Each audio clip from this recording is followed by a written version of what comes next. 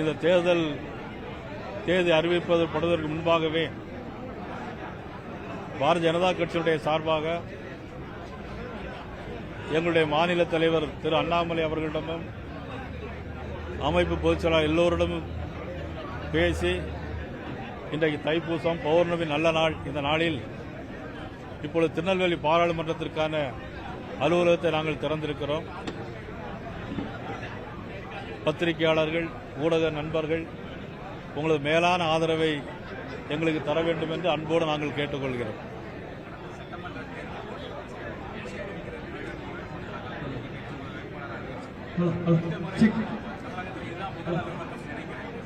இல்லை, ஏற்கனவே நீலகிரி மாவட்டத்தில் தேர்தல் அலுவலகம் திறந்து மத்திய இணையமைச்சர் ஏற்கனவே வேலை ஒரு மாசத்துக்கு முந்தைய ஆரம்பிச்சிட்டாங்க.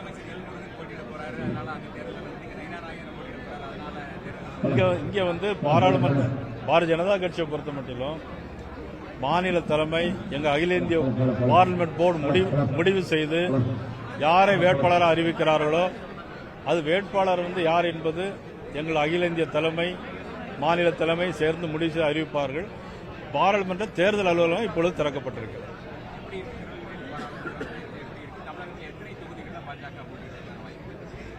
தமிழகத்தை பொறுத்த மட்டும் இப்பொழுது ஆளுங்கட்சி திராவிட முன்னேற்ற கழகத்திற்கு மிகப்பெரிய ஒரு சரிவு ஏற்பட்டிருக்கிறது.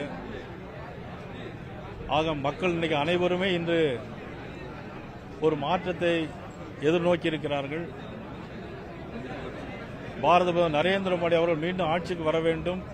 இந்தியா ஒளிமயமான ஒரு எதிர்காலத்தை நோக்கி போய்க் கொண்டிருக்கிறது.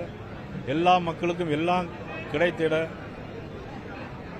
பொதுமக்கள் இன்றைக்கு தாமரை சின்னத்திற்கு வாக்களிப்பதற்கு ஒருமித்த கருத்தோடு முடிவெடுத்திருக்கிறார் என்று நாங்கள் நம்புகிறோம். அந்த அடிப்படையில் நிச்சயமாக பாரதிய ஜனதா கட்சி போட்டியிடுகிற அல்லது தலைமை அறிவிக்கிற கூட்டணி வந்தால் அந்த கூட்டணியோடு எத்தனை கட்சிகள் போட்டியிட்டாலும் பாரதிய ஜனதா கட்சியினுடைய கூட்டணி நிச்சயமாக அதிக பெரும்பான்மை இடங்களை நிச்சயமாக உறுதியாக வெற்றி பெறும்.